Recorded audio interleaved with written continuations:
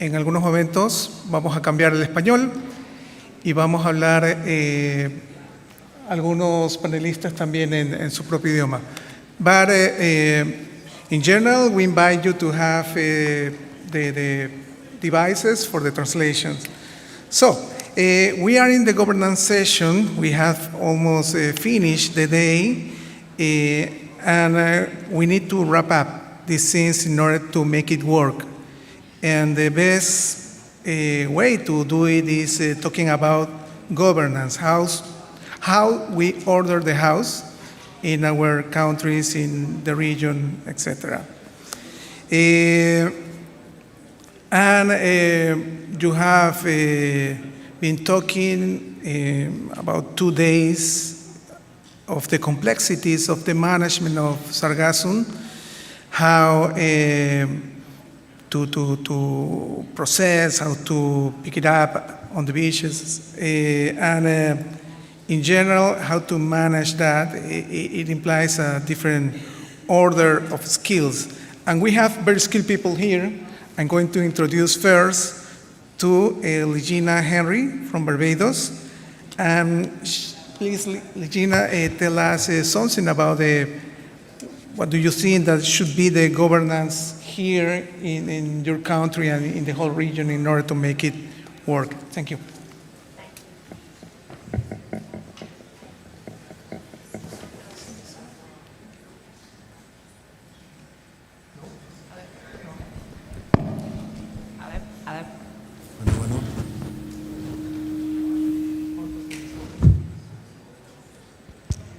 Hello? Okay, now it works. Okay. Hi everyone. I'm Dr. Henry, CEO and founder of SARGASSUM, which is a biofuel startup in Barbados. And I had a couple slides to share to kind of describe our... So I see that we have this device here. Mm-hmm. Okay. So, the presentation that is going to be ready is the one of Susana, right? Sure. I'm sorry, we need to change the order.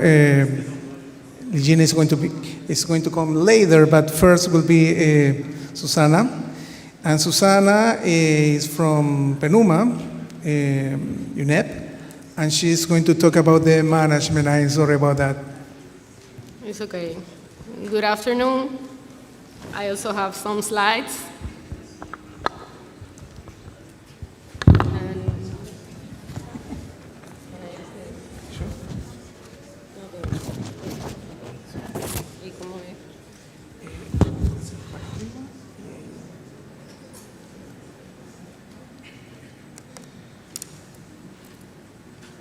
Okay. Well, in the meantime, I can start saying that we have heard a lot of information during these 2 days regarding the impacts of Sargassum affecting... So the clicker, you have to press down. One clicker. Okay. One Point click. it up here. Okay. So you press it down. Down arrow. No, flechita.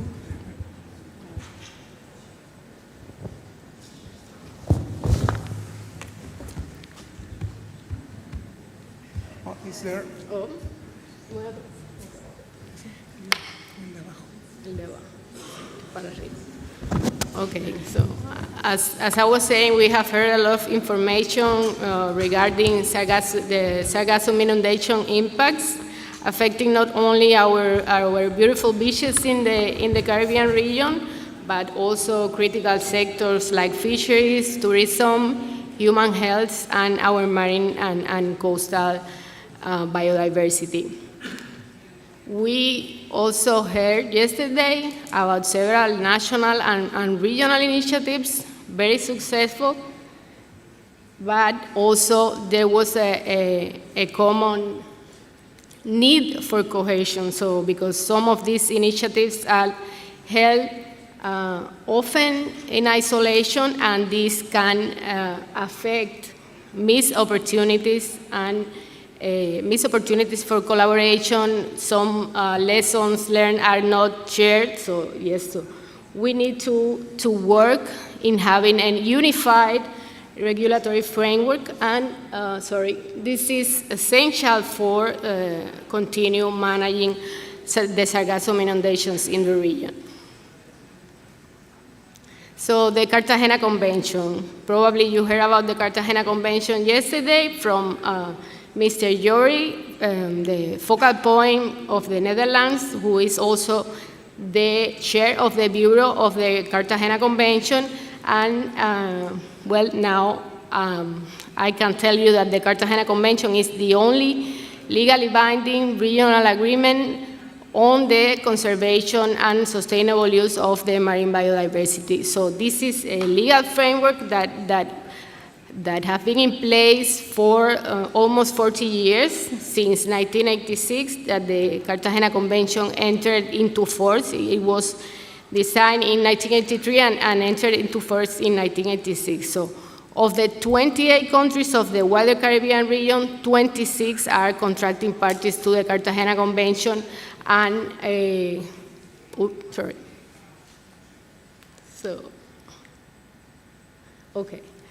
So this is a legal framework that can be leveraged. It's being leveraged, but can be even more leveraged to support the collaboration and the establishment of a regional framework to promote collaboration in the sustainable management of Sargassum. So during the 15th conference of the parties of the Cartagena Convention that was held in 2019 in Honduras, the contracting parties to the convention requested the Secretariat and its regional activity centers to promote cooperation on the management of the Sargassum inundations that, as you know, have been affecting our region for more than 10 years. So our contracting parties requested to promote regional collaboration, and as a result, at that moment, an ad hoc SPO Sargassum working group was created. And during this biennium, 2023-2024, this working group was reestablished with the aim of assess how the contracting parties to the Cartagena Convention are being affected by the Sargassum inundation. So the Sargassum working group assessed, did a survey to request to our contracting parties to comment how the Sargassum have been affecting the compliance of their obligations under the Cartagena Convention and its protocols. Okay, back. Sorry. Okay, so these are some of the key areas identified by this assessment, but also these have been recognized during these 2 days, and of course we need to continue promoting the monitoring of Sargassum arrivals, but also the impacts of the Sargassum inundations on marine biodiversity, human health, and the local economies, fisheries, tourism, etc. We also need to establish a standardized response protocol. There are several examples, so we can have a standardized protocols for Sargassum collection, management, and disposal. And we also need policy harmonization to avoid conflicts between the countries when if we want to manage Sargassum regionally. And of course, we need to continue with public awareness and education for Sargassum management. So to finalize, these are some proposals, some short-term actions that we are proposing in collaboration with all regional partners and of course with the support of our contracting parties. First, we are proposing to continue reinforcing the mandate of the SPO Sargassum Working Group to continue working in this assessment and in the update of the action plan of the Sargassum Working Group. We need more experts to join, more experts from the countries to join the Sargassum Working Group. So this is an open invitation from the experts from the countries of the region to join this working group. We are also proposing, of course, in collaboration with the European Union, to develop a technical information paper as a result from this conference, and this can be presented to the next meeting of the Scientific and Technical Advisory Committee of the SPO protocol that will be held next year. So if all the contracting parties agree, this can be a recommendation to the next conference of parties. So this is something that we can value. And finally, some mid and long-term actions. So we are proposing, well, it's a result of the conference in general. I would say that we require a common decision-making framework. We need to have an integrated action plan and, of course, a funding strategy. And this is summarized in a common regional approach to manage the sargassum inundations in the region. I wanted to highlight that any decisions to be made in the framework of the Cartagena Convention need the full support of every contracting party. Every country needs to agree on these decisions, so most of these countries are sitting here today, so please consider this for our next meetings. Thank you.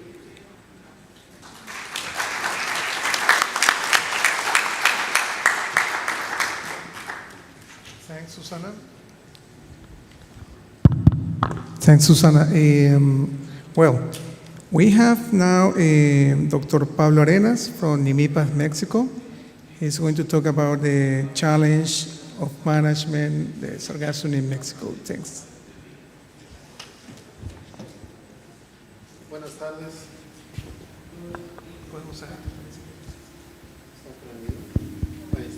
Buenas tardes a todos. Good afternoon. I'm going to be speaking in English, and my presentation is also in English.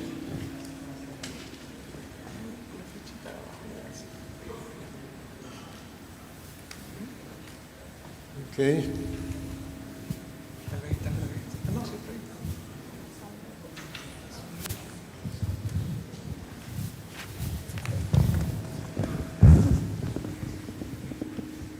Someone said help.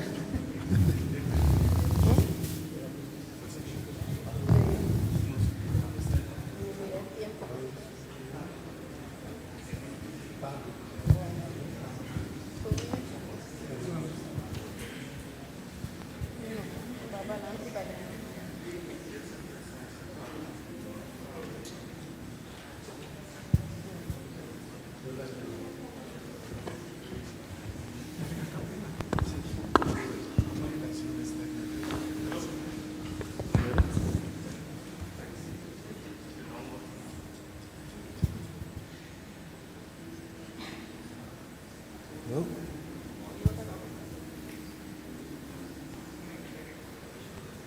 Okay, there we go. Yes.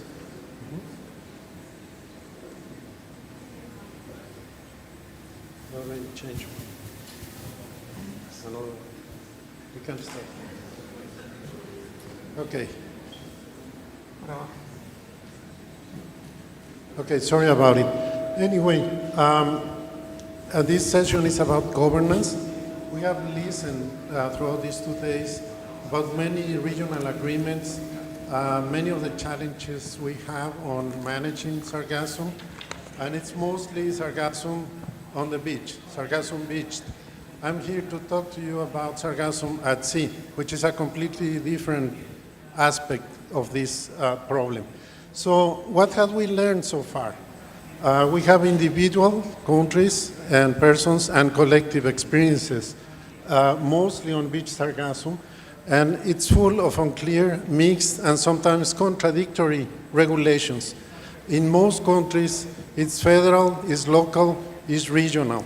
And it's a complete problem because there is no clear regulations on what to do and how to do it with the sargassum on the beach.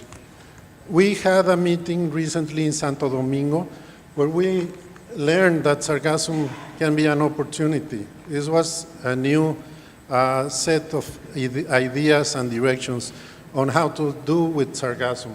And most recently, we had in Cancun another meeting, and there we started talking about a change in paradigm. We have a lot of sargassum at sea. Obviously, that's the sargassum that comes to our shores. And that is something completely different. So where do we want to go from there?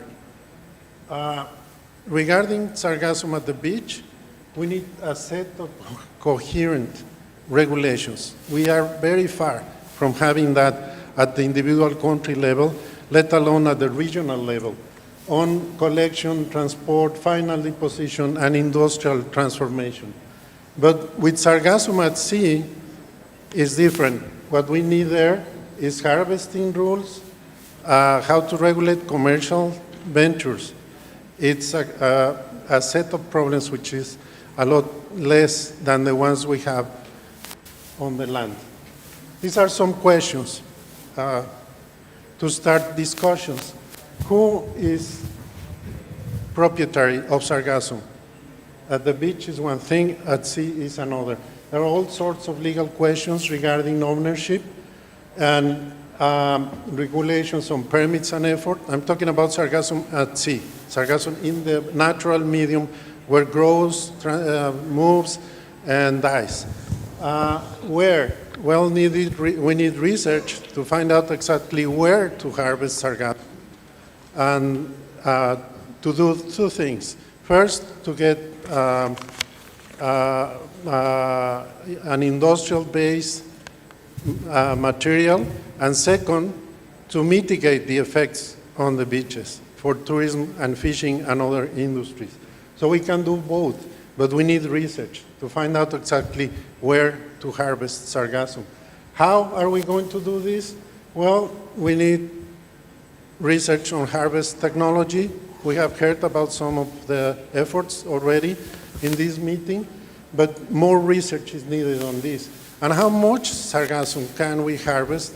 There is also a need for research on this. We have heard about biomass, biodiversity traveling with sargassum, but also we have heard about the opportunities to transform it into something else besides letting it go to the beach. So that how much is a combination of regulation and research. Everything should be based on research. We have heard that too. Some examples from Mexico, my country. For the sargassum at the beach, we've seen these pictures many times. But behind that, there is a lot of regulations already in place. Federal regulations in Mexico on the beach, land interface, the Navy, the environment, the tourism ministries or secretaries are involved in this. But also, state and federal regulations exist on transportation and transformation. And municipal or local regulations also are in place on transportation, trash management, landfills and such. And also, there is a costly private hotel-based effort to remove sargassum from the beach.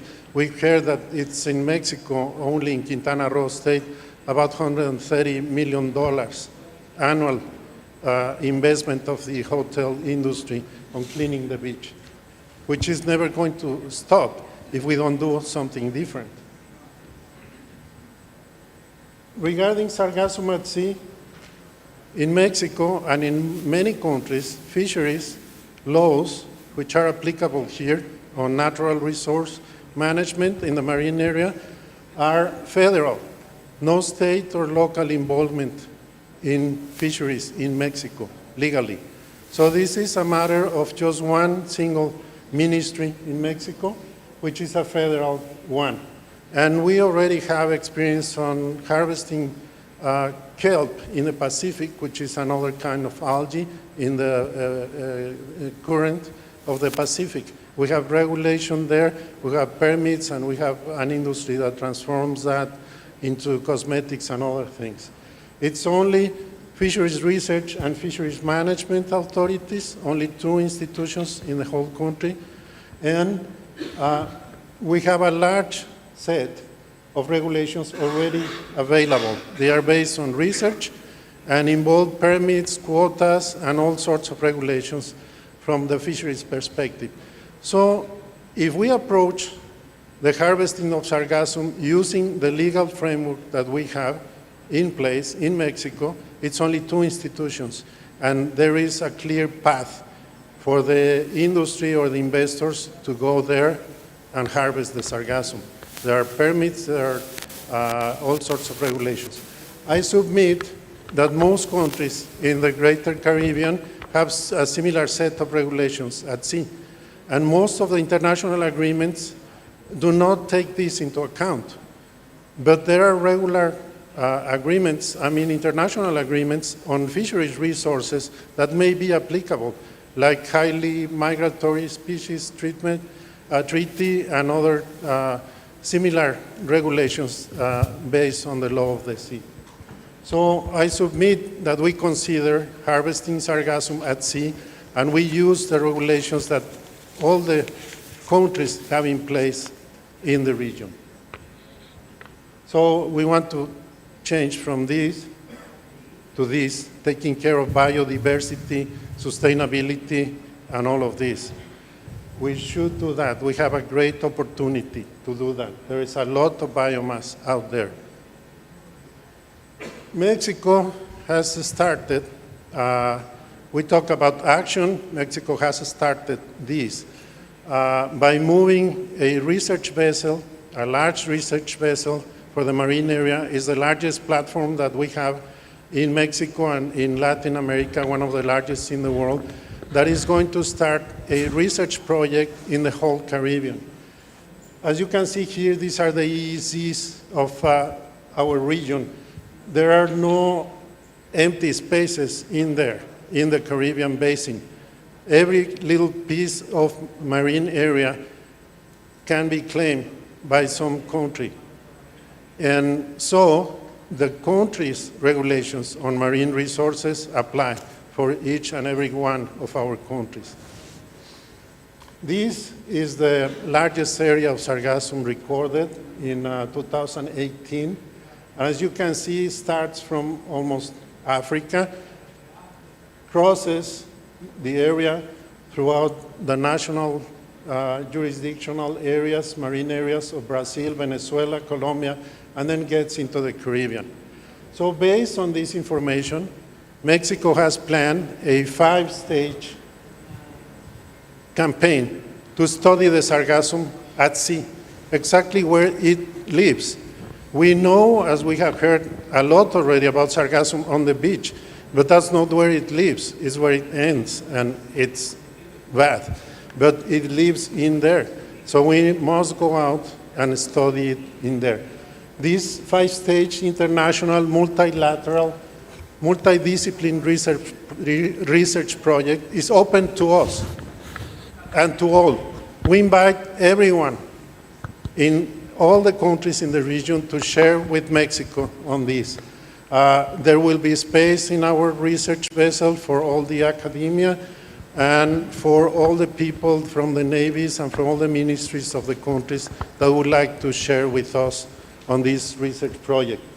This is needed to study the Sargassum at sea and find out what we don't know about these plants, but also to ground truth satellite information, to collect all sorts of oceanographic and biological variables, to do fisheries research if the countries wish to do so, and to share all the information for everyone.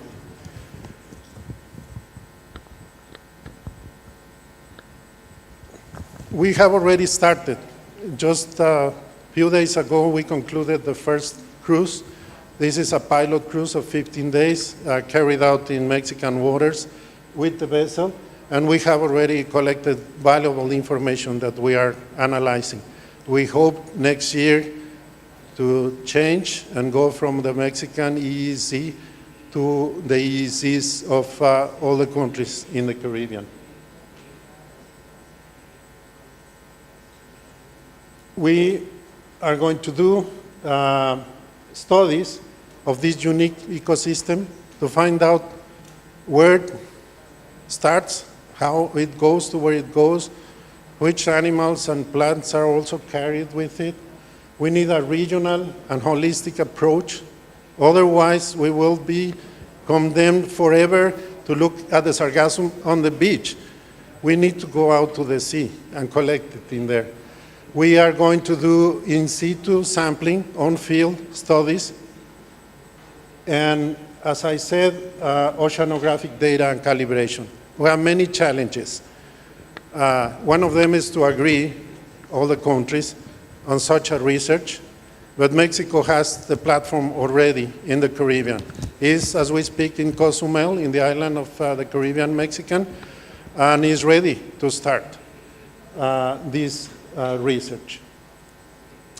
Thank you very much. You want this or- No, Pablo. This. Pablo. Oh, I don't know who's the next. Well, now, thank you. We have our next speaker is going to be Regina Henry from Barbados, filling the governance gaps in Barbados, please. If you want, I should stand there to see these slides. Okay.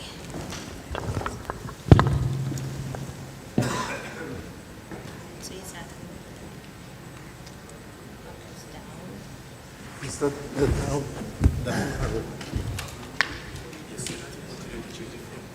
Right. Yeah. So we can start. So first slide. Thank you. Got it.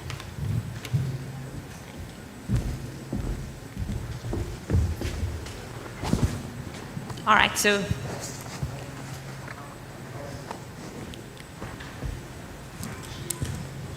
I'll just start speaking. I'm the CEO and founder of Rum and SARGASSUM, which is a biofuel company based in Barbados. And we use rum distillery wastewater and sargassum seaweed to produce biogas from sargassum. Okay, good. Thank you. So we saw the sargassum problem and looked at the scale of arrival of sargassum, and I think a lot of people in this room came to the conclusion that energy is one of the solutions that meets the biomass at the scale it arrives. And so we've recently, well, Rum and SARGASSUM was founded in 2021 out of successful results in the biofuel lab in Barbados at the University of the West Indies. And we've recently installed CNG kits into 4 gasoline cars. We've, one month ago, on September 17th, we drove an electric car on sargassum biogas using a generator in Barbados. And we're actually gonna demonstrate that here today after this session. So that's just basically talks about Test Drive Zero. But what I'd like to say is, so I live and work in Barbados. I'm from Trinidad, but I was educated in the United States. And so I went to MIT, and we saw startups start in the lab at MIT and get to the marketplace. And if you go around the world, in parts of Europe and North America, you see an ecosystem of innovations going from academia into marketplace. And as a startup founder, that means a lot to see these kinds of examples around the world. And so I wanted to speak about the policies that feed into those ecosystems today. So just to see, since we started working in 2021, we've managed to raise just below $600,000 US based on grants and investors, private investors. And we are around $450,000 into this solution at the point of Test Drive Zero. And that funded equipment, it funded research, it funded 3 master students partly to PhD students. And so we see this as deep tech research where, as we know in the room, and I know I'm speaking to the choir when I say every part of the SARGASSUM solution requires deep dives into the reality and ongoing continuous research. And we believe, coming out of an environment like MIT, we believe in hand and mind mens at manners, that you have to use your brains and then your smarts, but also get in the lab, get out there in the field and experiment and build. So I have a strong team, a varied team. We have 6 PhDs on the team. We have MIT graduates, Yale, Harvard, Dartmouth. So we have people from some of the best institutes in the world working on various parts of this question. And we understand how varied the challenge is in implementing a SARGASSUM-related biogas solution in a small island like Barbados and growing. So we looking at what ecosystems look like in Europe for startups. So, I showed the previous slide to say it's not a question of do we have a strong team. We have a strong team, and we do have bright people in the region at places like UE, at UTT, at the regional universities.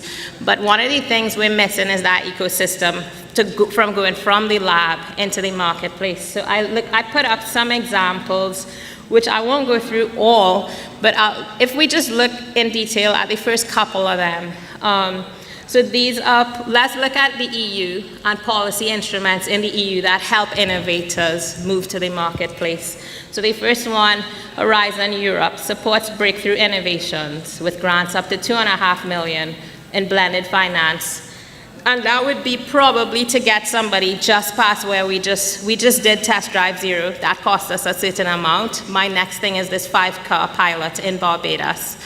And that will have its relevant investment and then going beyond to selling to taxis in Barbados. And so you start off with seed grants that prove concept, and then you have research and innovation framework programming that promotes deep tech startups with high-risk innovation funding.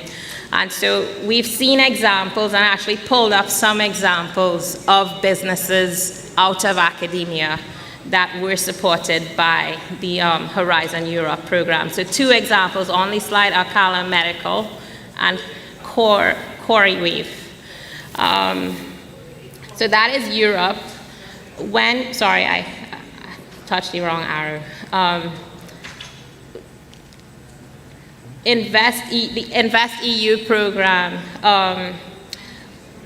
provides, again, blended finance to innovative startups. And we have 2 examples, BioNTech and Northwold, that started out of this kind of ecosystem from Invest EU and went to marketplace.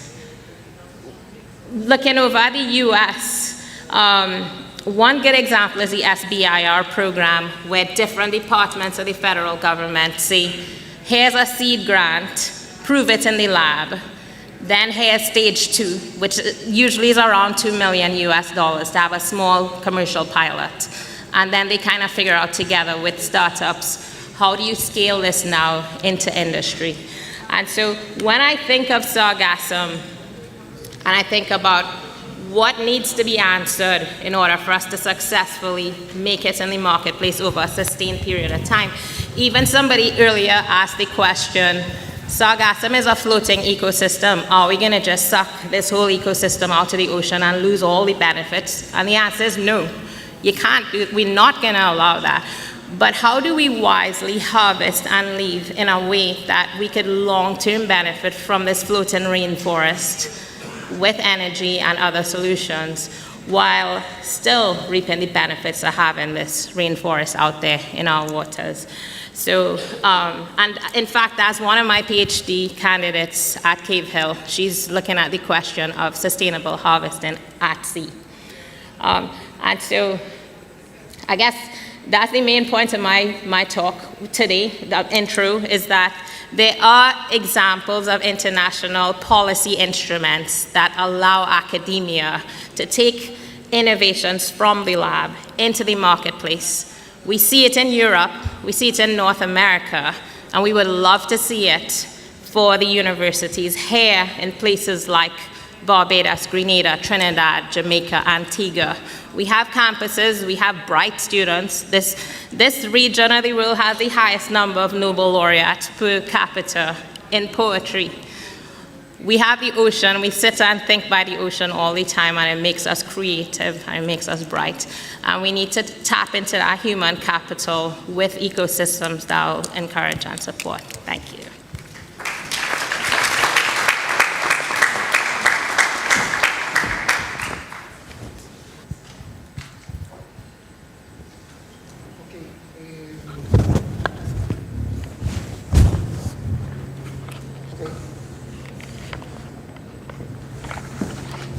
Well, the next speaker is Walter Steiner.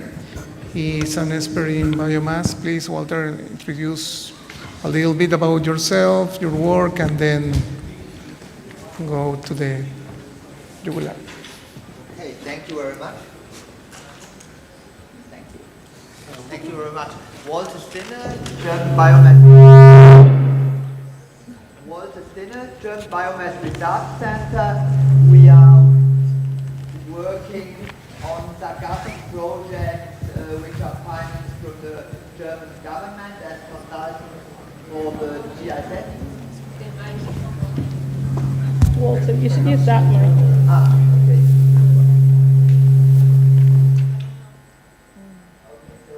Thank you very much. For the... Does it work? Okay, seems to work. Okay, thank you very much. Thank you for the organization of the conference, even of the technicians who provide that everything works here, that we are able to communicate here, and even with regard to the translators.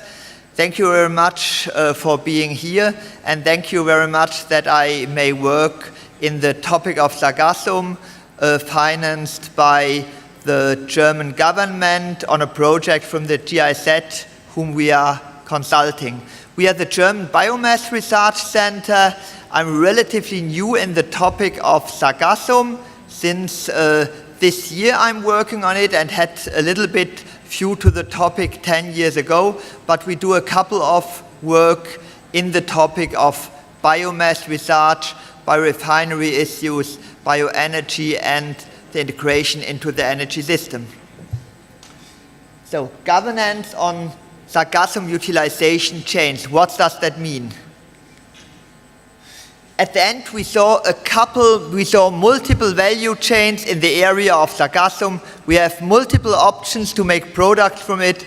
We have multiple options to make value from a current burden. At the end, we saw, I would not go so deep into that topic. I showed that yesterday in my presentation. At the end, we will see that biogas technique is the worldwide major technology which can work as a clucking hen for all the other technologies, for all the other value chains, because a lot of the other value chains are not so major. They need to grow. They are in technological readiness levels, most of them between 4 and 6, so they have to grow, while biogas is a worldwide major technology, especially biogas on different organic wastes. The energy prices here in the Caribbean are so high that the feasibility seems to be very, very good, or it is hard to see that there will be no feasibility. So the biogas technology seems to be the clucking hen for the other technology and for the other value chains, which have the option to provide then even higher value from parts of the mass flows. Let us take a look to the process chain.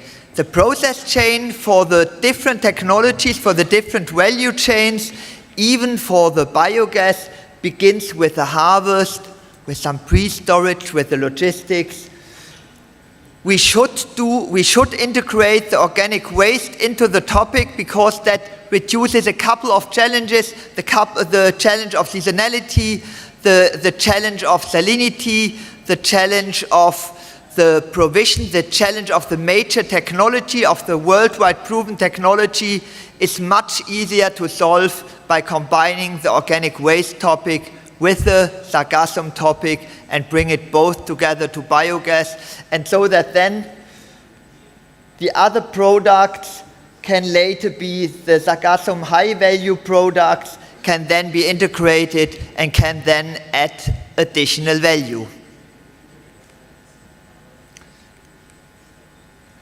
Okay, if we take a look to the governments, what we need on this. At the end, we had a couple of presentations where we saw there is need on the marine issue. When we take this material out from the beaches, out from the sea, we have to take the topic of the marine ecology, the biodiversity, and the shore protection issues. We need regulations on that, and for sure we need international regulations on that, which should be the same between the different countries. Furthermore, when we store the material, when we have intermediate storage of the bio-wastes, okay, it's the same as we dump at the moment organic wastes, but we have to care about leaching to the groundwater. We have to care on regulations for the groundwater protection, which could be done in the civil engineering laws for environmental relevant plants, but we have to be careful on this issue. When it comes to the different products, especially to that high value products, we need something on the product regulations. At the end, we know we have, in most cases, the risk of heavy metals is low. In some cases, in some products, there can be something. At the end, we need some aspects on product qualities and risks which should be regulated when we build up new value chains. When we work with the plants, when we work with biogas plants, we need training and also governance on the issues of work safety, like in other processes also. We need the energy law, the electricity grid access, we need pricing laws, and especially when we want to make it in an intelligent form, because it will not be the intelligent form to use biogas for the operation of generators and operate the generators all the day. At the end, it makes the main sense for the decarbonization of the whole system, for the defossilization of the whole system, that you operate the biogas generators, that you store the gas in the daytime, operate photovoltaic plants in the daytime, and then operate the biogas generators on base of the stored gas in the nighttime when there's no sunshine but electricity needed. And if we combine it with the demand side management, we can something like 5 times more effect on the energy system, on the reduction of greenhouse gases in the energy systems. That means if we take care for the climate protection, we should see on the one hand the avoidance of the greenhouse gases from the rotting of the organic wastes and the sargassum itself. That is the avoidance not only of the methane but also from the nitrous oxide and from the indirect greenhouse gas ammonia. And additionally, we can have strong impact in the energy system, because especially the bioenergy and especially the biogas, which we can store in the gas holders, which we can store in the biogas plants, where we can operate the generators, the biogas generators at the time as we want. We have the combination of storage and power plants, so we can shift the power generation to the times where we need. And this needs a pricing and regulation system. That means, why should any biogas plant operator invest in bigger capacities on the CHP, in bigger capacities of the gas storage, when he doesn't get a little bit more money for injection of the electricity in the night? That means we need in the electricity system, we need a different pricing on the issue of of energy, price per kilowatt hour, and we need some additionally prices on the stabilization of the grid, something like negative or positive power what can be delivered, and for the provision of power in the time where the other renewables cannot deliver. And then this is an economic and ecological highest impact on the whole system, and then we can distribute as much renewable energy as we need in the whole system and in the different energy sectors. Okay, that means grid operators must be audited. We need to have mandatory conditions in the issue of grid connection, integration in the grid, and even the pricing systems of the different areas what can be delivered. The primitive thing is just delivering kilowatt hours. The intelligent issue is delivering kilowatt hours when they are needed, delivering grid stability and things like that. And to be able to make that bankable, we need the regulative framework so that it is secure, that investors can count on this, so that they can invest in this issue to enhance the effect on climate protection. And finally, we have a multi-product system. We deliver not only in biogas plants, we deliver not only energy, but also fertilizers. And for sure, we need some regulations there on the fertilizer quality and also on the fertilization quality. The organic fertilizer have a couple of advantages against the inorganic fertilizers. However, they have a higher logistic burden. And this higher logistic burden may come under some conditions to the point, oh, I fertilize a little bit more to the fields which are nearer to the plant and a little bit less to the fields more far away from the plants. However, to avoid overnutrition in the fields near to the plants, it makes sense to make a little bit regulation on the fertilization, on the quality of the fertilizer, and on the way how to fertilize the fields.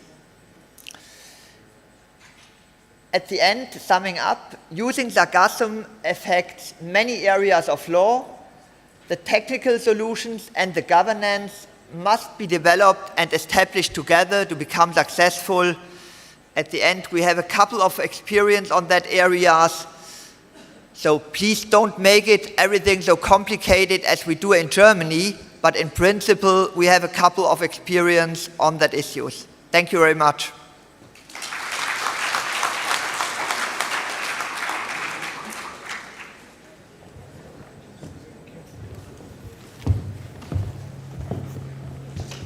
Well, now we have Dr.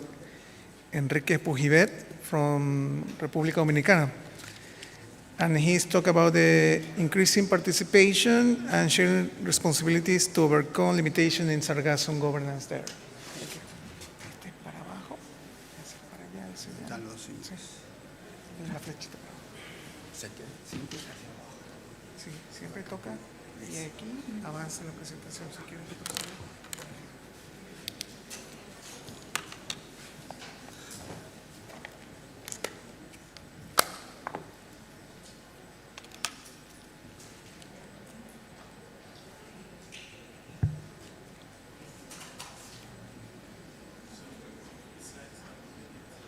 It's not good?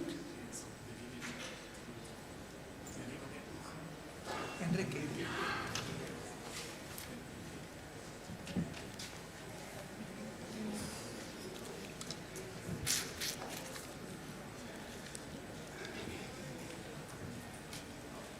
Not yet.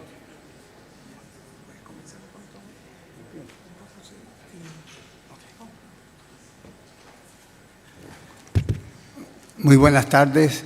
Voy a dar la ponencia en español, pero me voy a auxiliar con las transparencias que estarán en inglés. Muy buenas tardes a todos.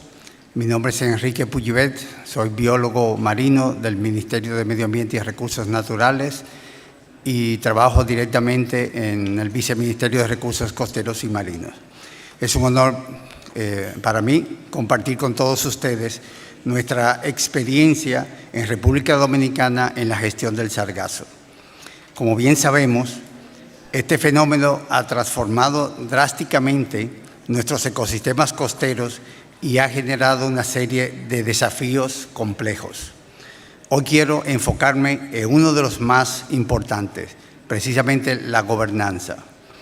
La gobernanza del sargazo es un tema multifacético que requiere de una respuesta coordinada y colaborativa. En República Dominicana hemos aprendido que superar las limitaciones en la gobernanza es fundamental para encontrar soluciones sostenibles a largo plazo. El sargazo no es un problema exclusivo de un sector o de una institución. Afecta al turismo, la pesca, la salud pública, el medio ambiente y la economía en general. Esta complejidad ha hecho que la gobernanza del sargazo sea un desafío enorme. En nuestro país hemos enfrentado diversas limitaciones, entre las que se destacan la falta de un marco regulatorio claro y específico, aunque la legislación existente no aborda de manera integral el problema del sargazo. Tenemos las siguientes disposiciones legales. La Ley General de Medio Ambiente y Recursos Naturales, que establece los principios generales para la protección del medio ambiente y la gestión de los recursos naturales. La Ley sobre Áreas Protegidas y la Ley de Biodiversidad, que establecen el marco legal para la gestión y creación de las áreas protegidas, al igual que la protección y manejo de la biodiversidad. Tenemos la Ley de Gestión Integral y Coprocesamiento de Residuos Sólidos, que regula la gestión de los residuos sólidos, incluyendo residuos orgánicos, como es el caso del sargazo.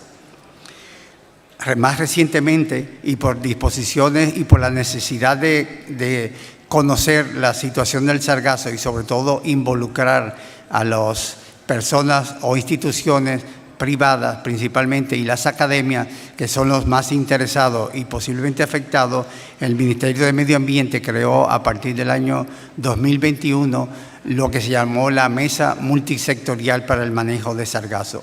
Allí reunimos más de 200 personas o instituciones en 6 grupos temáticos o mesas de trabajo donde pudimos abordar diferentes aspectos sobre la problemática y las opciones de manejo del sargazo, desde todos los niveles, desde la investigación a los procesos de financiamiento potenciales. Desde el año 2003, el Poder Ejecutivo emitió el decreto 373-23, que estableció el Gabinete para la Lucha contra el Sargazo, que tiene como objetivo principal ser un órgano consultivo del Poder Ejecutivo y establecer las líneas de la política sectorial para el manejo de este fenómeno y de todas sus implicaciones. Adicionalmente, hemos experimentado una escasa coordinación interinstitucional.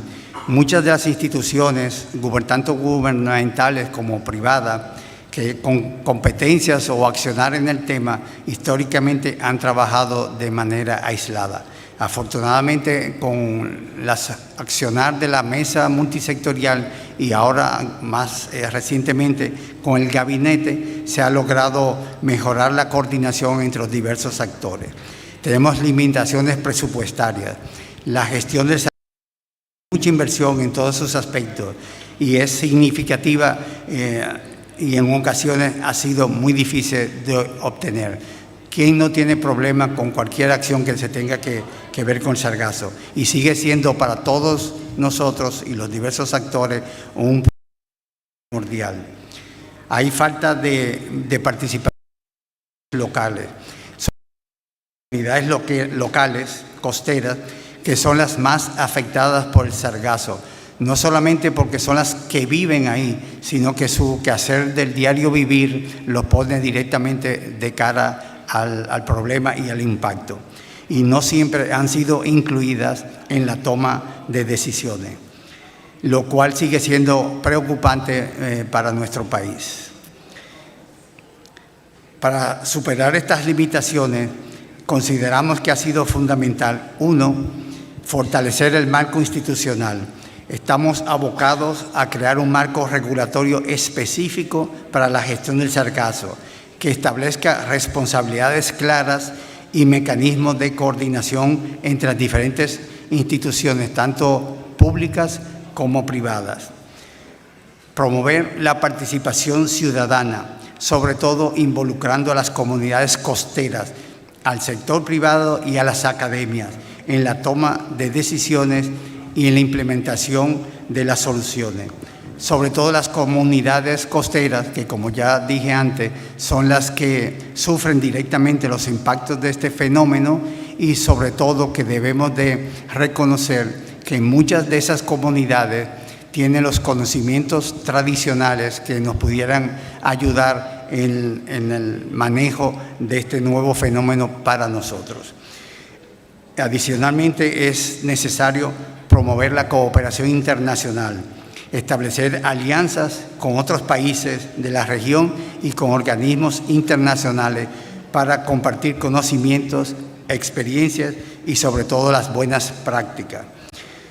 Finalmente, debemos invertir en investigación y en desarrollo de tecnologías innovadoras, apoyar la investigación científica para encontrar soluciones sostenibles es crítica para el manejo de la gestión del sargazo. Como las estrategias claves tenemos visualizado una investigación integral en todos los aspectos del sargazo y sus impactos. El desarrollo de modelos predictivos que sean avanzados y robustos. Participación de las academias y de las ONGs. Mecanismos de recolección y de contención que sea eficiente y de tratamiento sostenible para poder posteriormente utilizar el sargazo de una manera viable. Valorización, desarrollar las cadenas de valor de productos derivados del sargazo. Y finalmente, la cooperación regional. La gobernanza del sargazo es un proceso sumamente complejo y en constante evolución. Sin embargo, estamos convencidos de que a través de la colaboración y la participación de todos los sectores involucrados, sobre todo a nivel regional del Gran Caribe, podremos encontrar soluciones sostenibles a largo plazo. Aunque el sargazo presenta un desafío, también ofrece una oportunidad para la cooperación, la innovación y la sostenibilidad de la región del Caribe. Hay que tomar acciones, hay que ser decisivo y hay que comenzar ya a hacer las cosas. Muchas gracias.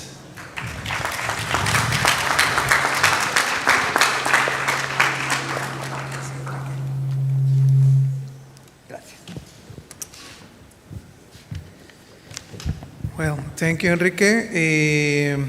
The next speaker is going to be Mathilde Richelet, the French Development Agency Group, and she's going to talk about a governance project. You can please come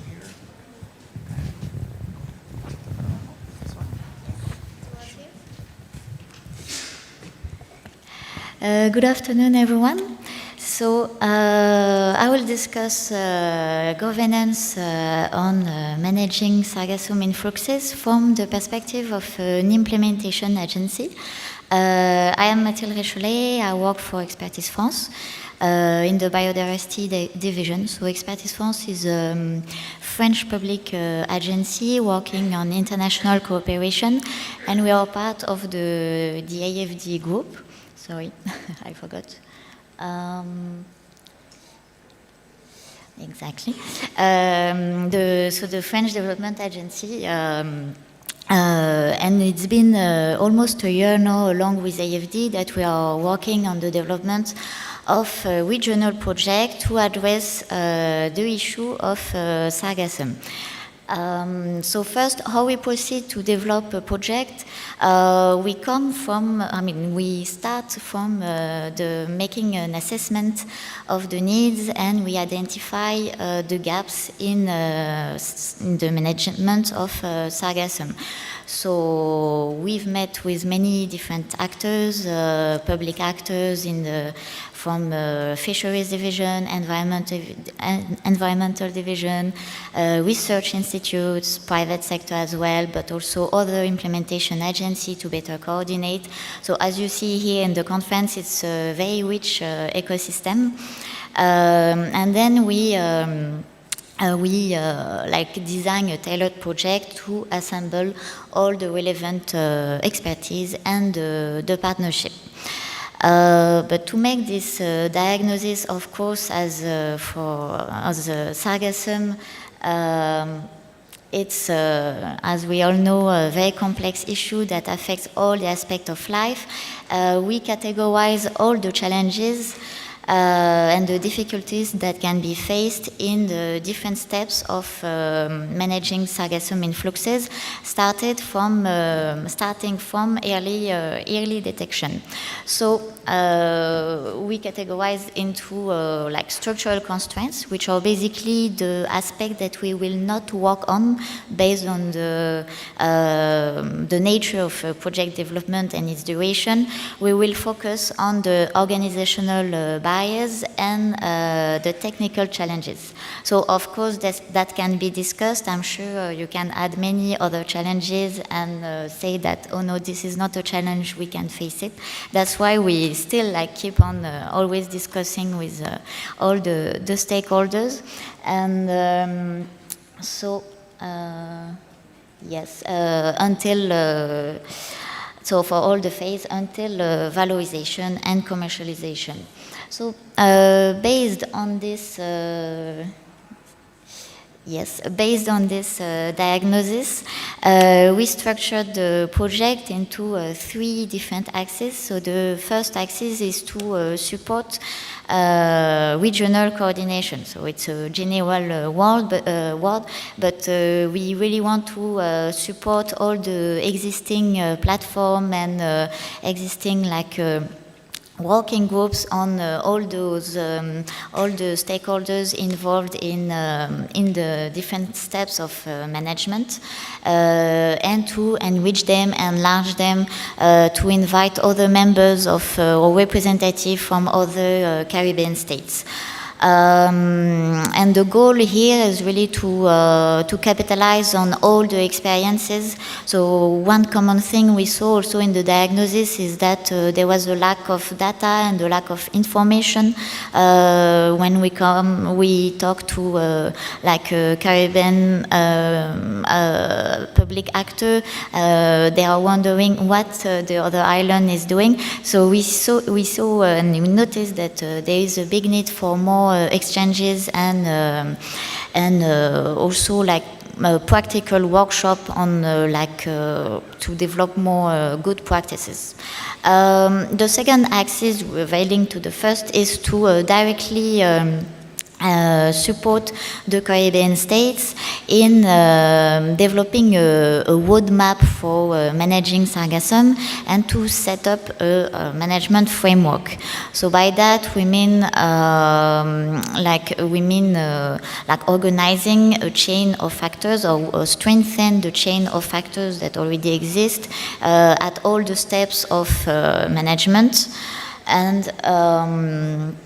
And for this, we will partner with the OECS, and we aim also to build partnership between the public sector and the private sector to have this. So, for example, at the early stage of detection, we can activate an early warning system that activate the actors involved in collection, treatment, transportation, etc., to have then ready to use biomass for valorization. And the third axis of the project is to support scientific cooperation, and it really this pillar also really support the two other. And by that we will partner with the IRD, the French Institute for Research and Sustainable Development. And we will create an expertise committee, build an expertise committee by gathering many different experts, scientists, researchers from all over the Caribbean region to make an assessment of the state of knowledge, because we know that there are a lot of studies all over the past 10 years on Sargassum, and want to make this assessment first to identify the gaps and the unresolved questions. There are still many actually, and so this is a first goal, and the second objective of this expertise committee is to also bring scientific backup for the policymakers. So it's actually building a bridge between the research world to the public policymakers. So that's yeah, I think that's the end.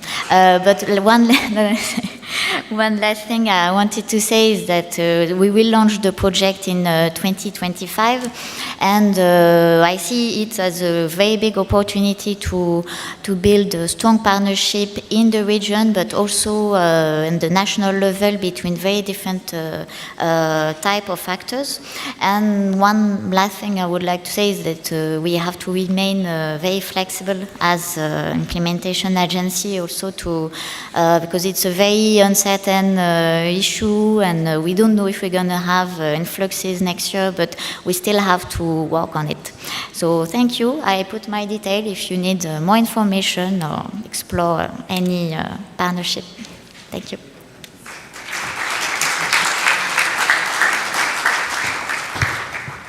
Well, now we are going to open the floor for a couple of questions. I know that we have passed our time, but I think that we have a question right there, so if somebody can, here in the center, please.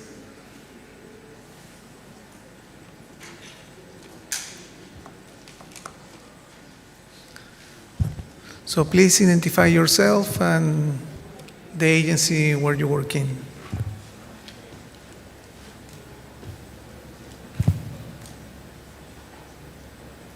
Creo que ya está. ¿No?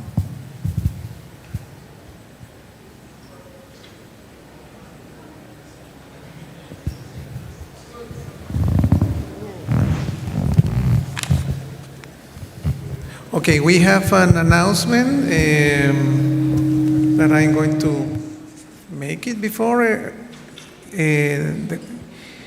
the gentleman takes the question.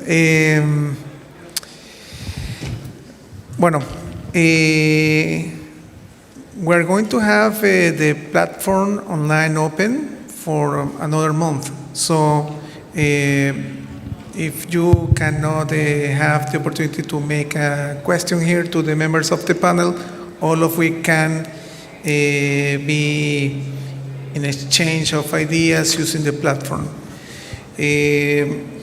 Esto va a estar por un mes más, la plataforma va a estar abierta, han habido más de 120 contactos entre participantes en línea y queremos seguir así, integrando más gente en búsqueda de la solución. So, now you are ready. Yeah, it's working. Please. Thank you, Mauricio. I'm Rubén Contreras, head of the climate change section of the Organization of American States. And I'm very grateful to be here today sharing this meeting in beautiful Grenada. More than a question, I have some comments. So we're talking about governance, and we really didn't define it. What is governance for everyone? And for us, governance is really the distribution of power among the government, the private sector, academia, and civil society, and in particular, small communities. So how do you do that distribution? among the different actors. So it is an issue that needs everyone on board. Consequently, there is a huge gap in that regard, and especially if we talk about the exploitation of sargassum. So this is more a comment, but I would like to hear from you. How do you see the balance that exists today between commercial use of sargassum with environmental protection, and in addition, how we can ensure equitable access to the benefits resulting from sargassum exploitation, especially for small communities?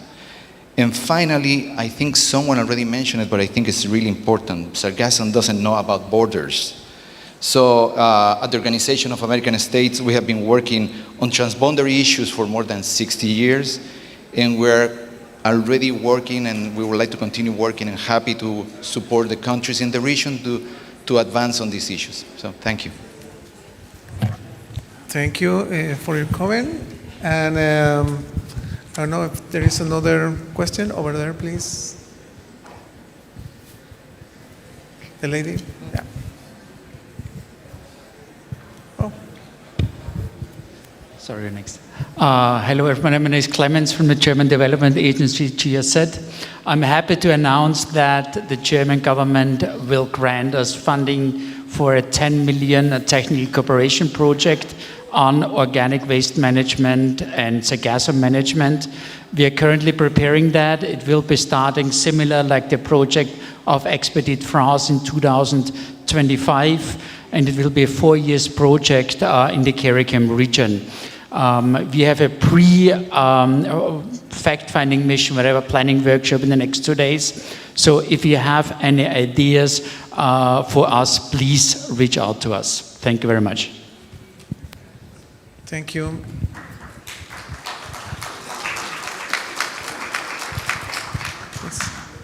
Yes, my name is Diane Felix. I'm from the island of St. Martin, XXM Voice of Agriculture. I speak French, so I'm going to be speaking to Martine. Oui, bonjour. Alors, je suis de Saint-Martin et nous avons des soucis de sargasses. Ça fait plusieurs années. La France n'a jamais rien fait, même les associations. Nous n'avons pas d'experts, pas de recherche. Et puis, qu'est-ce que vous en proposez? Est-ce que vous avez un centre en place de recherche pour aider la Caraïbe? Parce que nous sommes une île de la Caraïbe touristique et que tout cul-de-sac est envahi par le sargasse. Vous pouvez me répondre?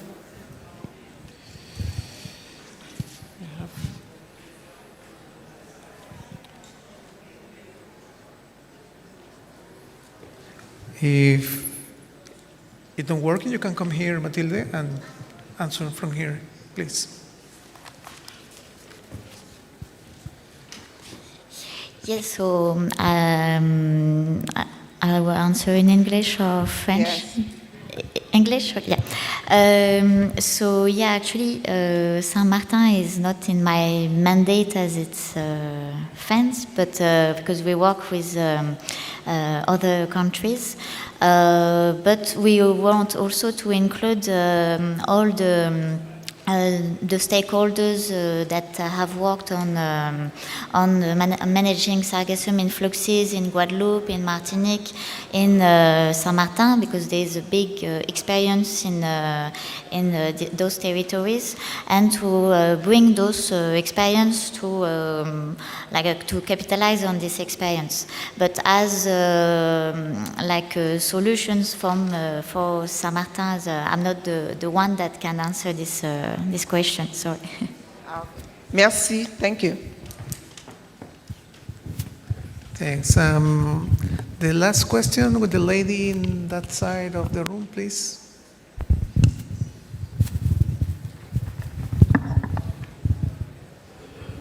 Hi, good afternoon. This is Ana Lopez Contreras from Wageningen University and Research. I have a question for Mr. Enrique from the Dominican Republic, because I would like to know, you have talked about involving the local communities on this problem, but do you have some examples or you have some ideas how to do this? You know, how can you implement or get these communities involved in the policy? Thank you.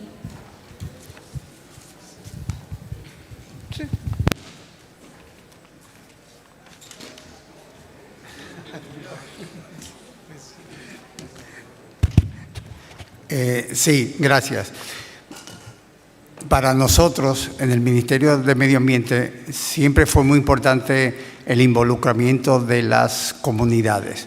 De hecho, en la primera instancia de trabajo, que es la mesa multisectorial, teníamos grupos donde se incluían las ONGs, sobre todo las ONG costeras, que trabajaban en las zonas costeras, donde pudiéramos involucrar diversas comunidades, incluyendo pescadores, amas de casa, capitanes de bote, etc. A partir de ahí ya pudimos identificar muchas de las acciones que esas comunidades no solamente estaban recibiendo como impactos del sargazo o afectaciones directas a sus modos de vida, sino la manera en que pudiéramos incorporarlo. Y tenemos experiencia, muchas de esas involucramiento a las comunidades, inclusive las estamos ya clasificando como empleos verdes. Por ejemplo, tenemos pescadores que dejaron la faena de la pesca para incorporarse a las empresas que tienen sistemas de recolecciones utilizando botes pesqueros, antiguos botes pesqueros que los modificaron para transformarse en recolectoras de sargazo. Pero tenemos otros niveles. Hay empresas que han entrenado a esos antiguos pescadores e incorporándolos como especializándolos en el manejo de embarcaciones técnicas más avanzadas para la recolección del sargazo, tanto cercana a las barreras o en la zona costera. Pero también se incorporan utilizando maquinarias en tierra a personas de las comunidades que no tienen las habilidades para actividades de marinería. Otro trabajo que se han incorporado muchos de los miembros de las comunidades es para las actividades de buceo. La instalación de las barreras demanda aptitudes no solamente de hombres del mar, sino que se han entrenado para poder trabajar con los instrumentos que permiten la instalación de las barreras. Otros trabajos que se están ya incorporando son algunas de las mujeres de las comunidades costeras en hacer artesanías o materiales sustitutos de plásticos como embarcaciones o como utensilios para comer en base a productos agregados, de valor agregado que surgen de algunas empresas, y esos utensilios están sustituyendo de gran manera los plásticos. Por supuesto, también muchas de las empresas hoteleras utilizan a muchos de los miembros de las comunidades aledañas en las labores de limpieza y de mantenimiento de las playas, sobre todo las de vocación turística, porque el trabajo con el sargazo es intenso, como la mayoría de ustedes lo sabe. O sea, para nosotros el involucramiento de las comunidades es importante. Entendemos bien claro que ellos son los que más se ven afectados, por lo tanto hay que incorporarlo. Como mencioné en la presentación, además entendemos que muchas de los conocimientos tradicionales que en algún momento nosotros pudiéramos utilizar para manejar el sargazo tienen que venir de esas comunidades, porque para nosotros el sargazo nos afecta ahora, porque estamos visitando las playas, sobre todo los grandes complejos hoteleros, pero esas comunidades vivían ahí antes del 2011, que cuando tenemos las grandes arribazones, pero ellos vivían ahí y tuvieron algunos contactos previos con lo que es nuestro problema con el sargazo. Le contesté, señora.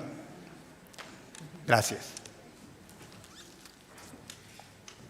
Well, we're going to finish this, so I please ask for a round of applause for all the speakers. Thanks a lot, and we are going to advance to the closure of the event. Thank you.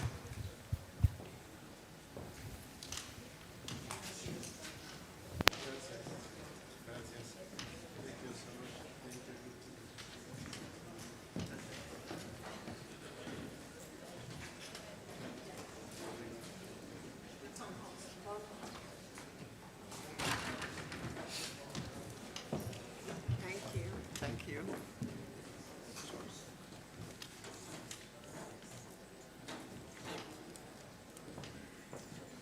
All right, one more round of applause for final panel and moderator. I'm so proud of all of you. You've endured 2 days, a lot of discussion, a lot of information, a lot of F words went around. And I just want to say thank you, and thank you to the Ministry of Climate Resilience for hosting, and of course the European Union. We want to wrap up our 2-day conference, and at this time I want to call all the moderators for the town hall to give a 2-minute summary of what was discussed in your town hall. So moderators, where are you?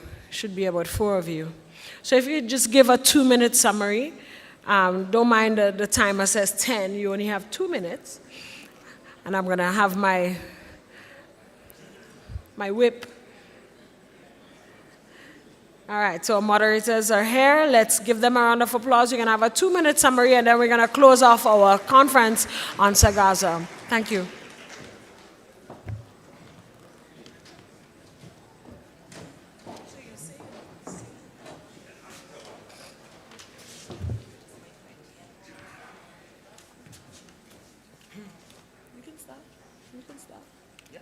Yeah. So you're going to say your name and which panel, which town hall you're in charge of. Cool.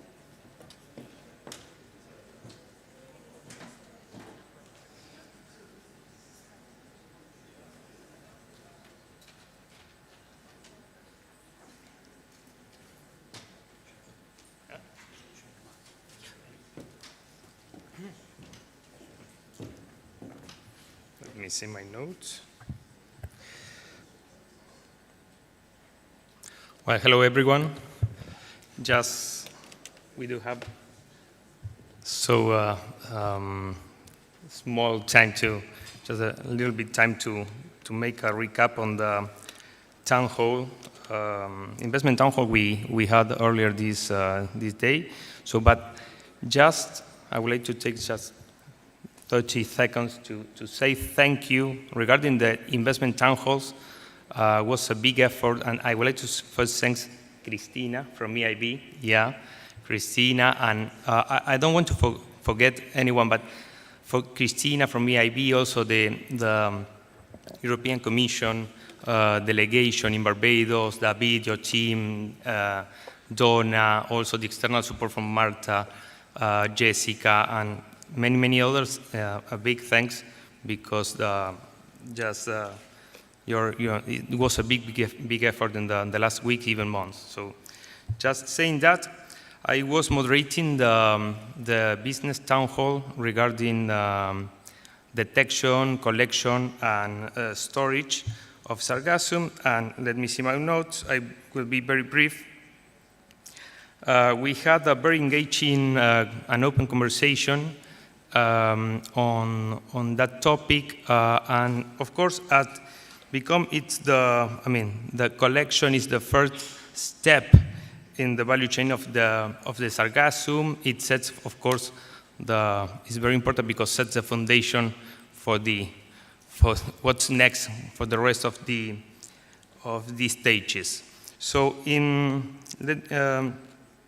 regarding that, I here have the summary of main challenges, bottlenecks, and of course opportunities we identify with the speakers, and that open discussion with the audience we had. Also, thanks to the speakers we had at the table, was a great discussion. So, just to be short, regarding the detection, forecasting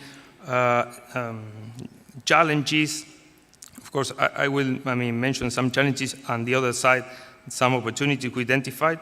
So regarding the challenges on the forecasting and detection, of course, we have been talking during the conference yesterday and today about the unpredictability. So the irregular inflows of sargassum that make it difficult to forecast the volume accurately, and so that's a big issue to create a more, for the next step in the value chain of the sargassum. Of course, on the other side, the opportunity or the optimistic comes from the innovation. I will use the word innovation many times because, for example, in this way, the satellite technology can do a lot in this aspect. So improvements in satellite images, data processing can enhance, of course, the real-time tracking and improve forecasting and accuracy of the sargassum as an input for the value chain and industrialization and valorization of the sargassum. Also, we talk about some challenges regarding the collection. And in the collection side, let me see the notes. Of course, the trade-off between, we've seen many and innovative techniques for collection, and we talk a little bit about the trade-off between that techniques, the more efficient techniques, but also the environmental damage. But hopefully the new technologies and the innovation is working well in this file.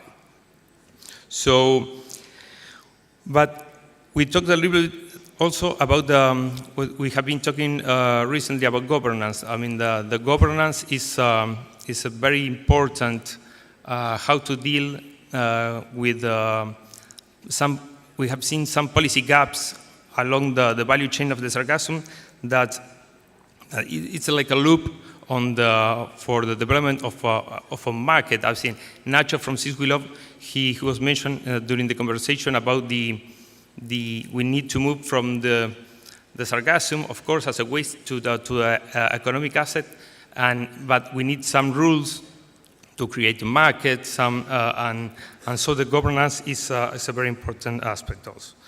So just not to take more time, let me see, the conclusion we arrived is that the management of the sargassum in the Caribbean faces, of course, significant forecasting, collection, and storage challenges. Storage because also the rapid decomposition and the the cost of not only the transportation of the seaweed, but and also another thing to mention is that we are talking about the Caribbean, but within the Caribbean, we were talking about there are many different realities. It is not the same solution the same proposed solution is for all the small island or for the different small-scale businesses. And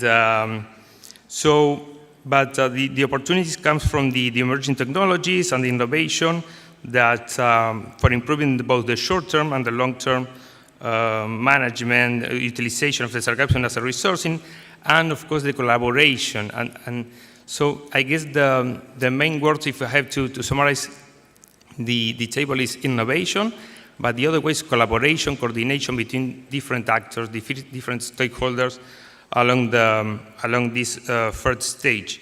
So, of course, governments at different levels, also some national level, subnational levels, private sector, researchers, universities, of course, local communities, we have been talking about that. So this will be key to unlocking this opportunity. Thank you so much.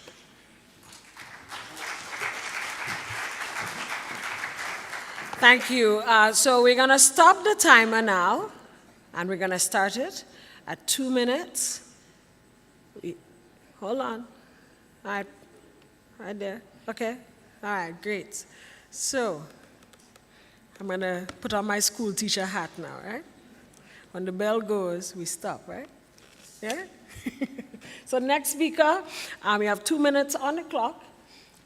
Let's go.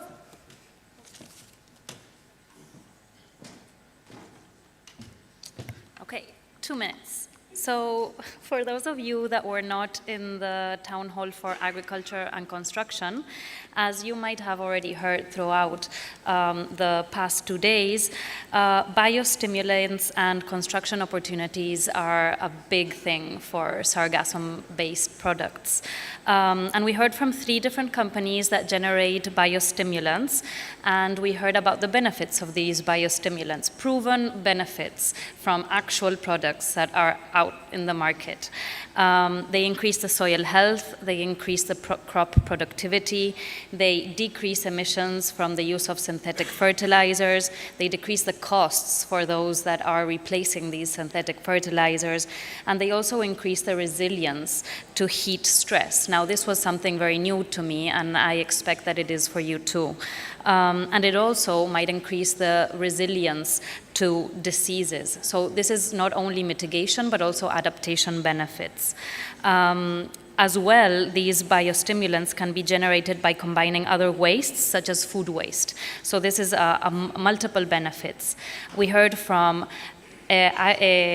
AgriShare, SOS Biotech, and Red Diamond Compost, who you might have seen out there during the 2 days. We also heard from Plant and Food Research Institute that have also validated the benefits of processing sargassum into biostimulants and biofertilizers in their plot research throughout the Caribbean.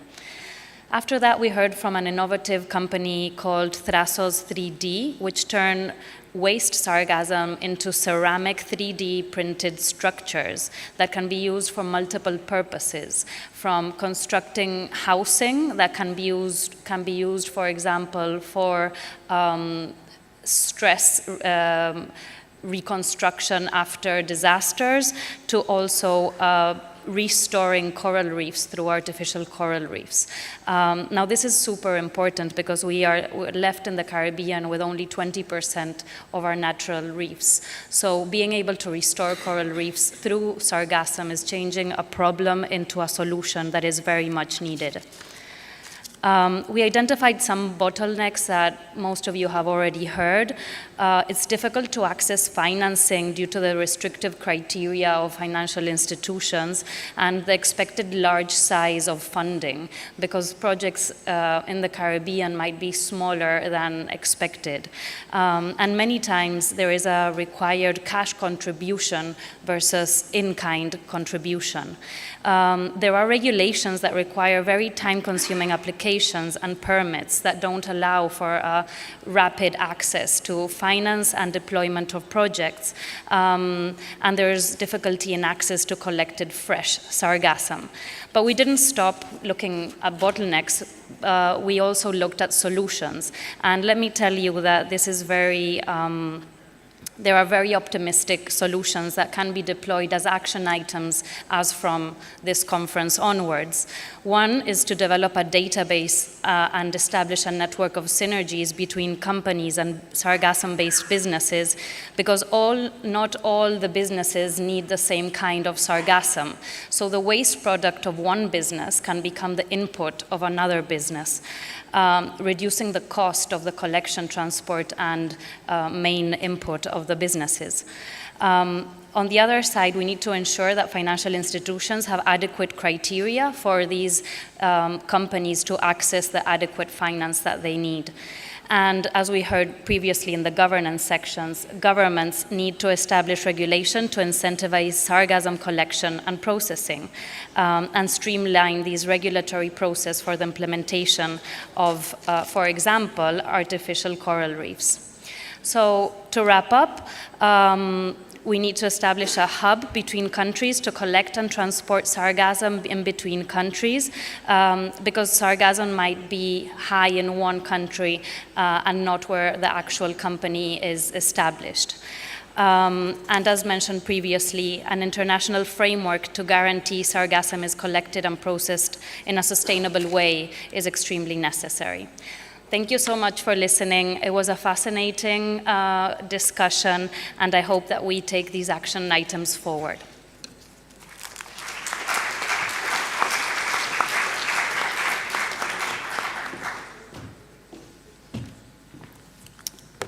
3 minutes now. Great. Etienne Kishishian, I'm Senior Economist in the World Bank. I jointly moderated the session on energy with my colleague Veronica Navas from the IOC. I'll try to be very brief in terms of our discussions. I mean, the energy issue has always been a challenge in the Caribbean. A lot of our panelists saw this as an opportunity to try to find a solution to the energy problems or energy security of islands, which have long suffered from, let's say, very high energy costs due to the fact that a lot of this material is imported. Now all of a sudden you have it landing on your shore. How can you valorize it and use it to your benefit? The collection became critical, so we had a lot of our discussion also around the challenge of collection, and then of course, once it's collected, how do you convert that to different energy sources? We do want to, a comment was brought up in terms of making sure that we also have the product in mind. Having good principle on circular economy, you cascade the solutions, and energy tends to be on the lower end of the cascade. So making sure that we extract the higher value stuff from the Sargassum before we go into the energy sector. Regulations were critical. Countries are very different when it comes to energy regulations. Certain countries like Barbados had very proactive regulations in terms of energy, and others might not have that still in place. So making sure that we have the regulatory framework in place for the to simplify the uptake of power purchase agreements and other types of regulations from collection to actual production and distribution is going to be critical in order to be able to absorb the new energy mix into the grid. The tourism industry needs to be part of the solution. They are high users of energy, and therefore they are the uptakers of the final product, but they're also suffering from the Sargassum challenge, and therefore making sure that there's a pricing mechanism in place where they benefit and also the population, the local community benefits is going to be extremely important.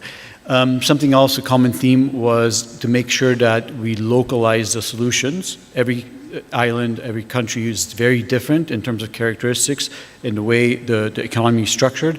So making sure that before we go for a regional solution, taking the local nuances and sensitivities into consideration is going to be very critical to make the energy sector work with the inputs of Sargassum. So maybe I stop here. Thank you very much.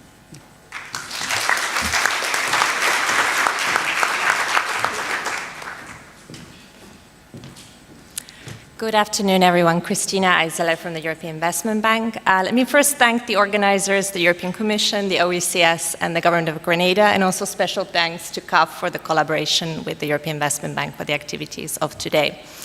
So I was one of the moderators of the Business Town Hall on biorefinery. We heard from 5 companies from Origin by Ocean, Unilever, Talasso Ocean, Carbon Wave, and SARGASSUM, with sizes of companies ranging from 2 people to Unilever. So we had quite a good range of size and also different locations from local to European to multinational. And what we also found is that there is a lot of European-Caribbean collaboration in different types of forms between companies. So we heard about the biorefinery process and different types of locations for biorefineries, different types of sizes for biorefineries, and about the applications, for example, for bioplastics and emulsifiers. And we also spoke about Unilever's interest in using Sargassum. There were many questions raised about, for example, testing, disposal of arsenic, and soil contamination. And I think it's really great that we had this conference to demystify Sargassum and to really have experts answer those questions about how are they treating these issues in their companies, what are their regulations and processes. So we were able to cover a lot of ground around those issues and questions people had. And I think there were 2 key takeaways, a homework for both public and private sectors to do. So one question that was raised was the lack of local lab capacity around Caribbean. So that's something that we can all think about. How can we have more lab testing capacity, especially for consumer products and cosmetics? And the other topic that was discussed was enabling environment. And often there's a need in the Caribbean and also in Europe to develop regulation around Sargassum for these companies to be able to operate and valorize Sargassum. And I think we've heard about that, for example, in the previous governance discussion. And it's obviously quite labor intensive for smaller companies operating in this space to work with governments to develop that policy. So I think that's a great, area for public-private collaboration and to see how public sector can develop the enabling environment to enable these types of companies to thrive. So thank you very much, and thank you for your participation in the business town halls.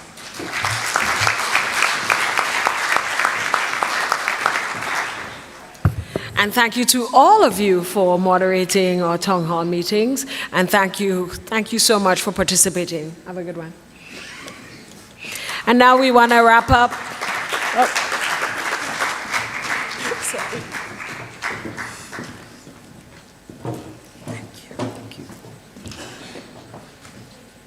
And now we close with closing remarks from Mr. Felix Fernandez Shaw, and he's the Director B for Latin America and the Caribbean Relations with Overseas Countries and Territories. And I have some final announcements for all of you following Minister for Climate Resilience. So, Mr. Shaw.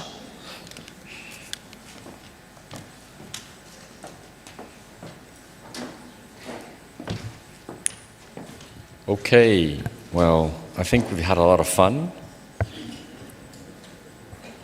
and a lot of sargassum, and I don't have to do a PowerPoint, but now that I understood how, no, okay. So thanks a lot. I think we're closing 2 great days of work.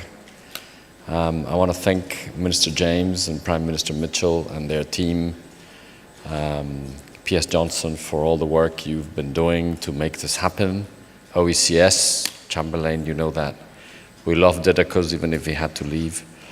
And also my team, I'm not going to name you all, but I think some of you have been outstanding in bringing all this crowd together patiently, and also the Prime Minister who decided in August that Beryl was not going to be a stakeholder in Sargassum.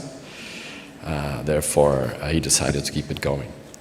I think the main objective that we had yesterday at the conference, which is to bring everyone together and line up the ducks around building value chains, is really there. I think we've all understood that we cannot continue working like this, but there's lots of possibilities. We need to put a bit of structure, a bit of order into a conversation, even if we know that some ideas, some projects are starting to grow up and starting to produce results. We'll still need to push strongly for collection, and we need to push strongly to follow the collection with storage and processing to build a value chain. And I think there you've heard the different panels and the different town hall meetings. I think they were very exciting in the sense that we can do this. I think that's what the European Union was meant to do from the very beginning. I also want you to listen carefully to Minister James, because we are now going to have the occasion of putting all this to test, all these excitement and good emotions and all this kind of stuff, but I think I'll leave it to you to say, but I think we will come back very soon to Grenada to put a stress test to all of you. Can we start getting sargassum? Can we start storing it? Can we start processing all these things that we all say we do for a living and that we say very successfully? Now we need to bring them together. And I hope that we will start doing stress tests of all the system with volunteers, also noting the experiences in República Dominicana and in Mexico. I think we have a lot of combined power that we need to align, and I hope that we can make it all together. So I am really excited, even if I'm very tired. But I hope it shows that I'm very tired for a good reason, and it's been great to have you all here.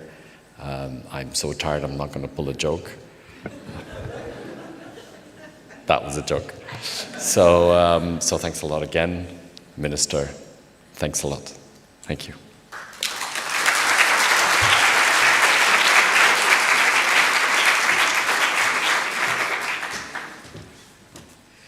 We should gift you a clicker with a Grenadian flag on it. Thank you so much, Felix. At this time, we want to invite our Minister for Climate Resilience, the Environment and Renewable Energy, the Honorable Kiwin James, to make final, right? Closing remarks, yes? She made some closing remarks earlier, but this is the final time.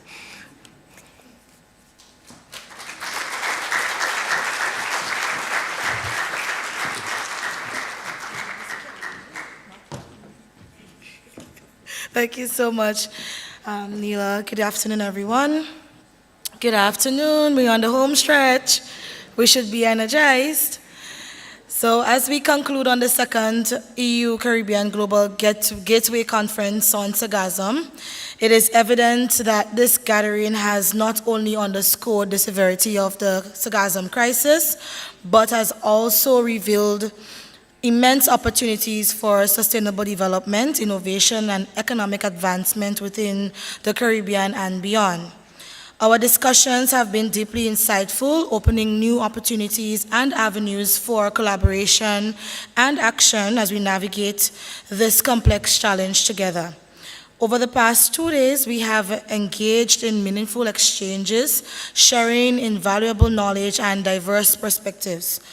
The voices of Caribbean nations, Central American partners, and international stakeholders have resonated with a collective commitment, and that commitment is to transform SARGASSUM, or the SARGASSUM Challenge, into a catalyst for resilience and sustainable growth across our region.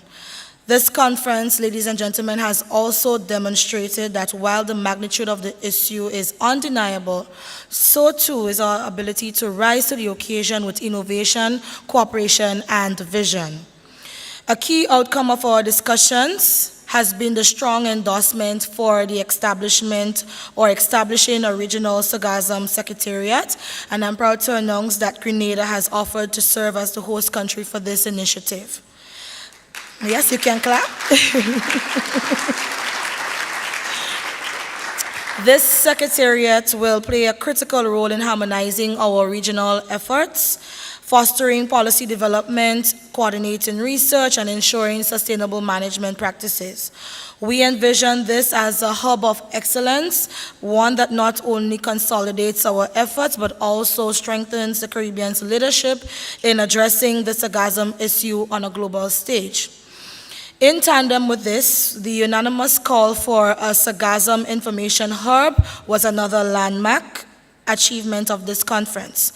This hub will centralize data, best practices, and technological innovations, enabling us to enhance our predictive capabilities and equip our nations with the tools necessary for effective response and adaptation to SARGASSUM influxes.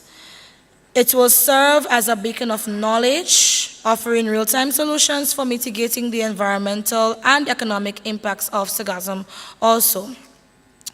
Our focus on research and innovation remains a cornerstone of this agenda. We are fortunate to have institutions, of course, like the University of the West Indies, which is at the forefront of exploring SARGASSUM's potential for biofuel and other transformative uses. You have seen, if you have missed it yesterday, you have seen the first biofuel car that was done by a study, pretty extensive scientific research, and knowledge has been put into this plan. So if you have not checked it, if you didn't get an opportunity yesterday, you can also just Google it and you will see it. As noted as well too on the margins of our ministerial, our colleagues from Antigua and Barbuda also mentioned the academic programs emerging from UWI, particularly so for Five Islands campus. This reflects, of course, the region's growing capacity to harness the economic potential of SARGASSUM while also addressing the climate crisis.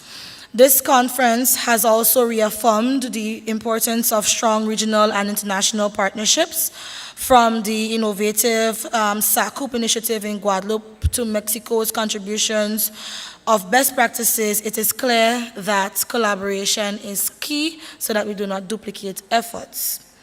Our enduring partnerships with the European Union, the Caribbean Biodiversity Fund, and the AFT will be critical as we work to scale and sustain these efforts. The path forward lies in working collectively, pooling resources, and leveraging the expertise within and beyond the region. Several nations, including St. Kitts and Nevis, emphasize the urgency of establishing robust policy frameworks and accessible financing mechanisms to support the this word does always get me twisted, ladies and gentlemen, but bear with me, valorization of SARGASSUM. We must seize the low-hanging fruits through a coordinated regional strategy, mobilizing investments that pave the way forward for innovative and scalable solutions. So, colleagues, as we leave this conference, our commitment now must translate from vision, dialogue into action. I urge all of us to focus on three critical pillars, which is to accelerate implementation. The time for talk, as you heard it over and over, it is over. We must swiftly implement the key actions outlined or that will be outlined in our roadmap, ensuring that our collective vision takes root through tangible results. A cohesive regional approach is vital for the success of this initiative. Secondly, in terms of attracting investments, this momentum provides a unique opportunity for us to draw the necessary investments and resources that will propel our SARGASSUM management efforts forward. Public-private partnerships and international support would be crucial to ensuring the long-term sustainability of our initiatives. And finally, sustained collaboration. The path ahead will require continued innovation, cooperation, and of course, relentless effort. Together, we can turn the tide on the SARGASSUM crisis and lead the way in building a resilient, prosperous, and sustainable Caribbean. So on the behalf of the Prime Minister, Dickon Mitchell, Prime Minister of Grenada, the government, and the people of Grenada, I extend our heartfelt gratitude to our partners, the European Union, the OECS Commission, and all who have contributed to the success of this conference. Your unwavering support has been instrumental in charting this course. A special thank you to our distinguished speakers, presenters, and participants for your invaluable insights. And so, ladies and gentlemen, as we depart, let us carry forward not only the knowledge gained, but also the shared resolve to act decisively and collaboratively. Together, we have the power to transform the SARGASSUM crisis into a story of hope, of resilience, and sustainable progress for the Caribbean basin. So we thank you so very much, and we do hope that this would continue to lead us to the path of action. Thank you.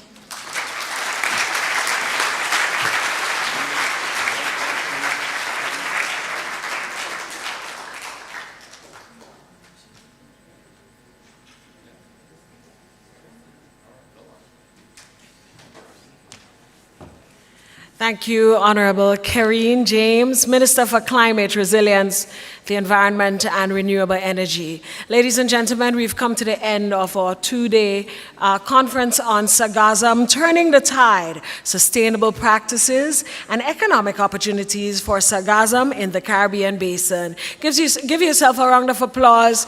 I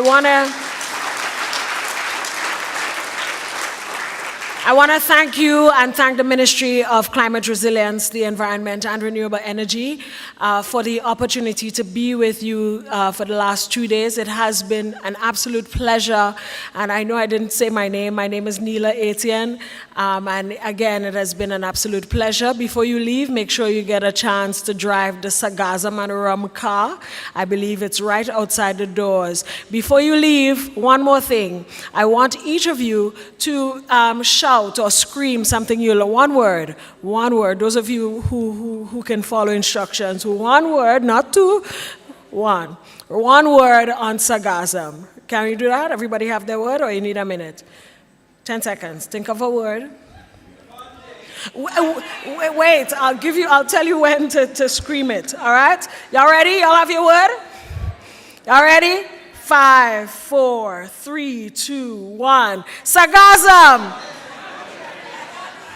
Listen, this is your last chance to enjoy the conference, your lasting parting words. This is it. Y'all are not leaving here unless everybody says their word. Y'all got it? All right, y'all ready? 5, 4, 3, 2, 1. Sargassum!